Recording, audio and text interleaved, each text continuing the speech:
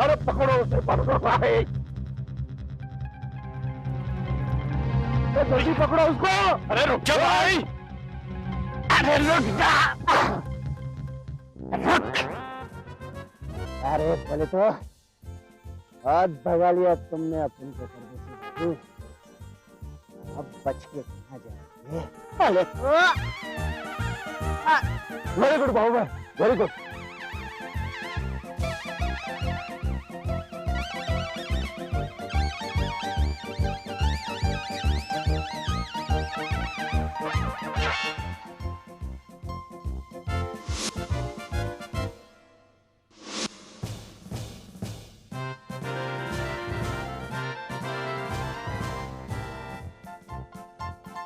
अरे बाबू भाई, तो प्रेम है। अरे बोले तो मैं वो लड्डू नहीं जिसे आप लोग अपने मुंह में रख के गप जाए। मुझे पता था आप लोग इसी मौके की तलाश में होंगे कि कब वंडा बाहर निकलेगा और आप लोग उसे घेर लेंगे। उसने बताया था कि ऐसा ही होगा। उसे पता था कि आप लोग उसे पकड़ने की कोशिश करेंगे, लेकिन सॉरी, आप लोग तो फेल हो गए। ए शाणे, बोले तो वेलन न सही, तू तो है ना, आज तेरे को नहीं छोड़ेगा मैं।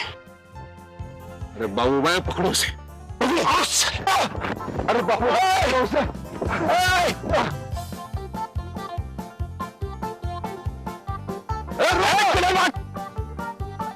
अरे बाबू भाई पकड़ो इसे, रुक जाओ, अरे पकड़ो इसे बाबू भाई।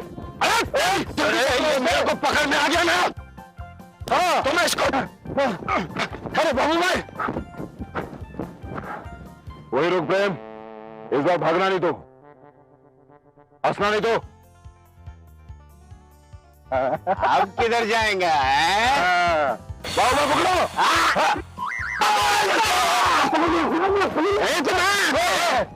अरे किधर गया वो? अरे बाबू भाई किधर गया वो? कहाँ गया? किधर गया बोले तो? प्रेम,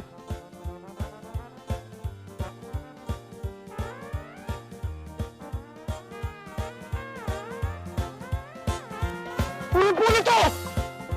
अरे क्या बोले तो बाबू भाई, ये क्या हो रहा है? हमको क्या सामने देखो क्या हो रहा है? अरे बाबू भाई नीचे उतारो उसे, नीचे आप नीचे पत्थर भी नहीं है, क्या जादू हो रहा है बोले तो? अरे कुछ करो, उसे नीचे उतारो, नीचे।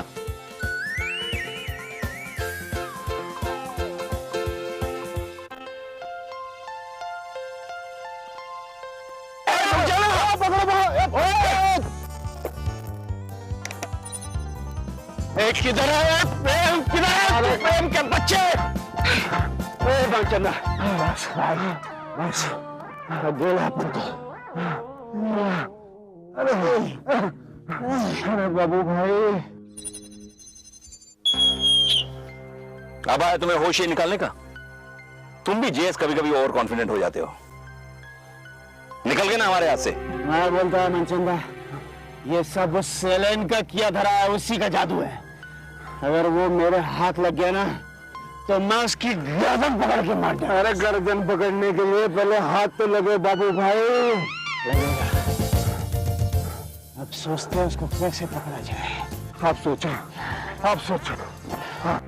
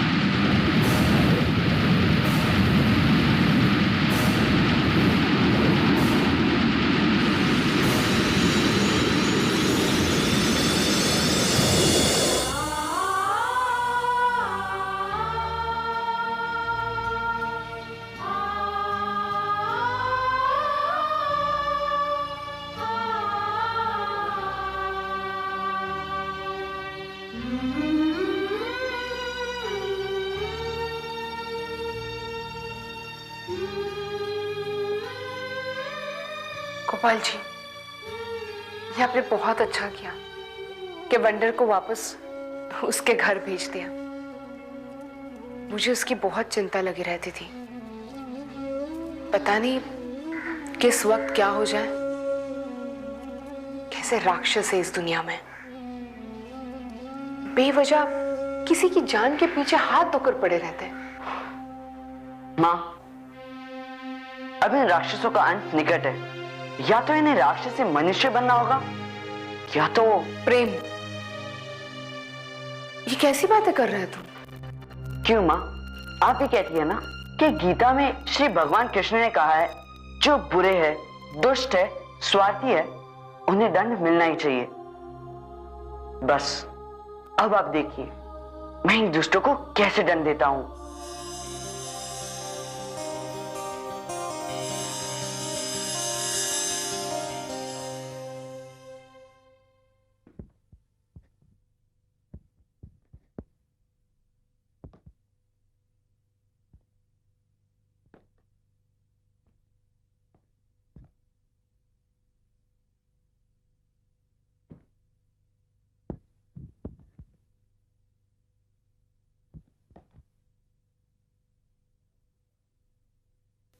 क्या बात है शान, अकेले अकेले फुटबॉल खेल रहे हो?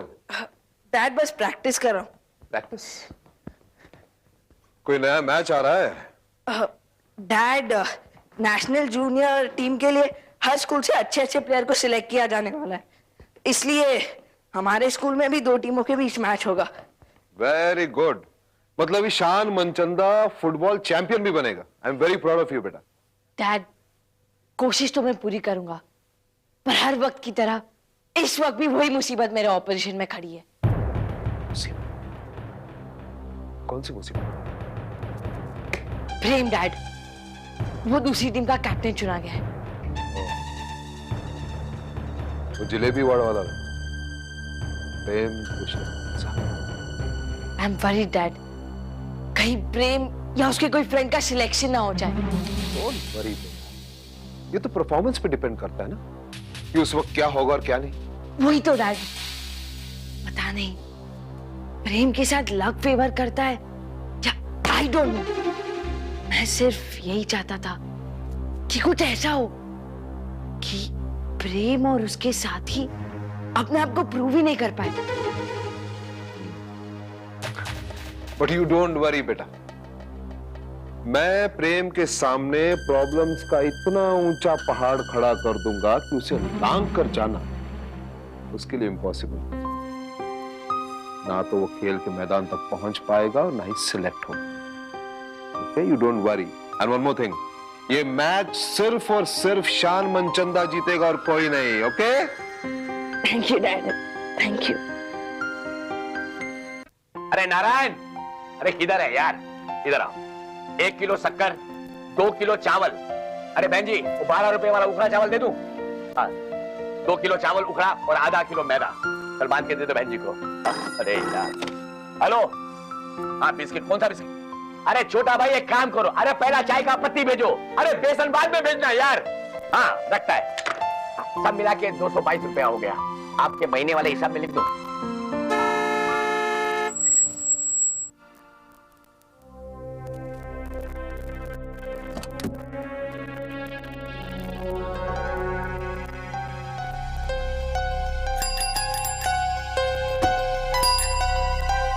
भाभी नमस्ते। आप? भूपेश भाई जी। ये पर्ची में सामान लिखा है, इतना भेज दीजिए। अरे हाँ जी, आधा लीटर रिफाइंड, आधा किलो तूर की दाल, 1 किलो शक्कर, 5 किलो आटा। कोई बात नहीं। अरे नारायण इधर आओ, ये जल्दी से सामान लेके आओ। आपने कष्ट क्यों किया? प्रेम बेटा को भेज देते, उसके हाथ में भिजवा देता मैं। वो स्कूल गया है। अच्छा कोई बात नहीं, आप ऐसा कीजिए, आप घर जाइए, ये नारायण सामान लेके आ जाएगा। आप पैसे कितने हुए? अरे भाभी आप चिंता मत करो, मैं बिल भी साथ में भेज दूंगा। ठीक है। नमस्ते जी। जल्दी कर, भाभी का सामान भेजना है, चल।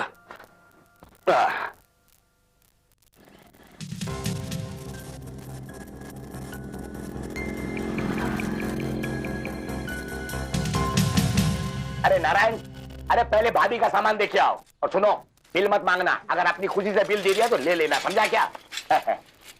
अरे इधर क्या, अरे पहले शर्मा जी का भी सामान देके आओ ना। अरे रोकड़ा पार्टी है, तुमको मालूम है, रोकड़ा पैसा देगा तो दुकान चलता है। भाई साहब, समझ नहीं है? अरे क्या भाई साहब की बात?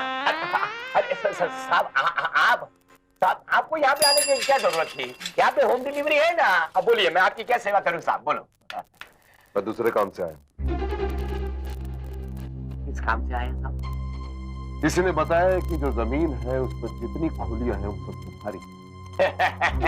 सही बताया है, ये तो भगवान की कृपा है साहब। ये जितना एरिया है ना, अक्का एरिया मेरा है। यहाँ पे जितने भारोत्री है ना, वो भी मेरे हैं, बहुत जूने हैं, बरसों से इधर पड़े हुए हैं।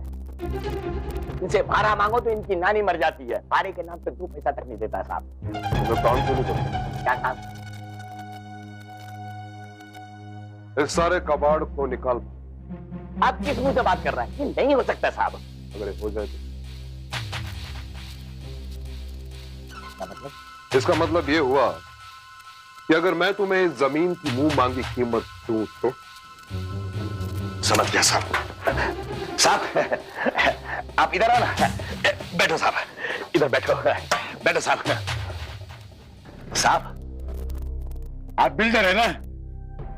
यूं समझिए कि मैंने इस शहर को सुंदर बनाने का जिम्मा लिया है। हाँ समझ गया, तो पैसा भी तो आप ही कमाएंगे ना साहब। लेकिन उसमें से छोटा सा अच्छा सा टुकड़ा तुम्हें भी मिलेगा। ऐसा? अगर तुम मुझे ये जगह 7 दिन के अंदर खाली करके दो तो। समझो आपका काम हो गया, मगर मेरे को कितना रोकड़ा मिलेगा? यूं समझो कि एक सुंदर से कॉम्प्लेक्स में तुम्हारा अपना एक अच्छा सा सुपर मतलब करोड़ों रुपए। करोड़ रुपए पैसा? समझो साहब आपका काम हो गया। जितना भारोत्री रहता है ना, इस सबको यहां से खाली करवा देगा, वचन देता है। लेकिन याद रहे, मुझे सारी जगह 7 दिन के अंदर खाली चाहिए। समझो 7 दिनों के अंदर आपका काम हो जाएगा, मैं आज से धंधे पे लग जाएगा। लेकिन एक प्रॉब्लम है। अमाउंट कम है, 3 करोड़ दूंगा। नहीं नहीं, अमाउंट बराबर है, बात कुछ और है। क्या है कि ये नुक्कड़ वाले मकान में ना यूनियन लीडर कृष्णकांत सहाय की विधवा अपने बच्चों के साथ रहती है और पूरी बस्ती वाले उसको बहुत मानते हैं। बस यही एक प्रॉब्लम है उसका मकान खाली कराने के लिए साहब। क्या नाम कहा तुमने? कृष्णकांत सहाय साहब।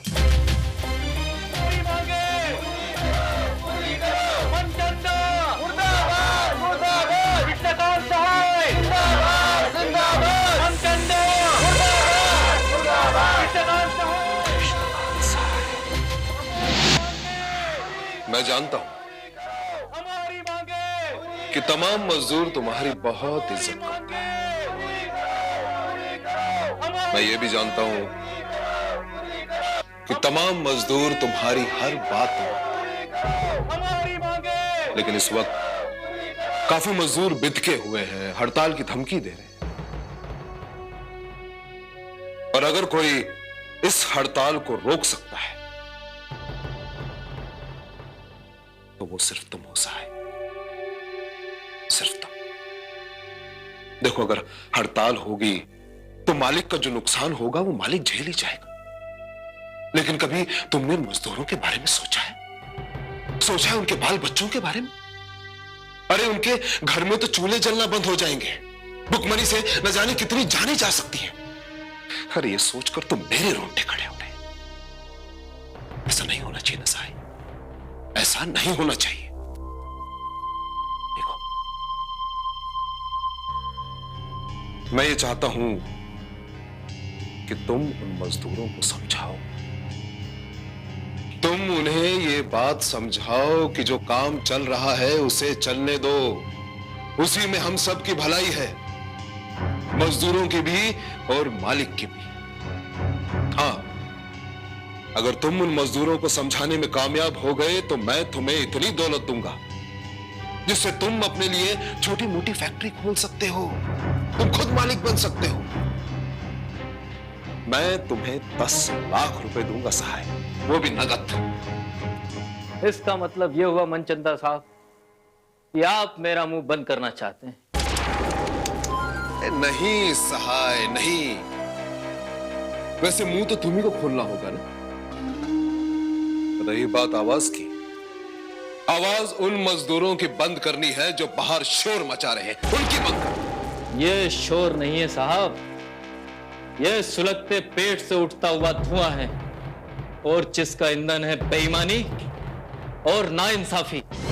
आपको गवर्नमेंट से प्रति मजदूर 125 रुपया मिलता है, उसके बदले में आप मजदूर को देते हैं मात्र 15 रुपया। ऐसे में बेचारा क्या खाएगा और अपने परिवार को क्या खिलाएगा?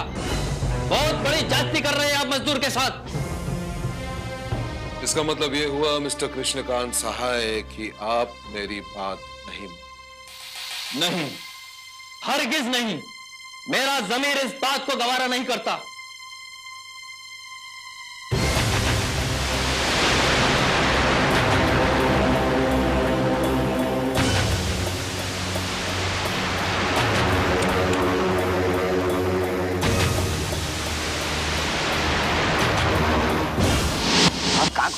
आप क्या सोच रहे?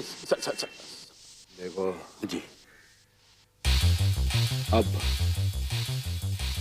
मुझे ये जमीन किसी भी कीमत में 7 दिनों के अंदर खाली चाहिए।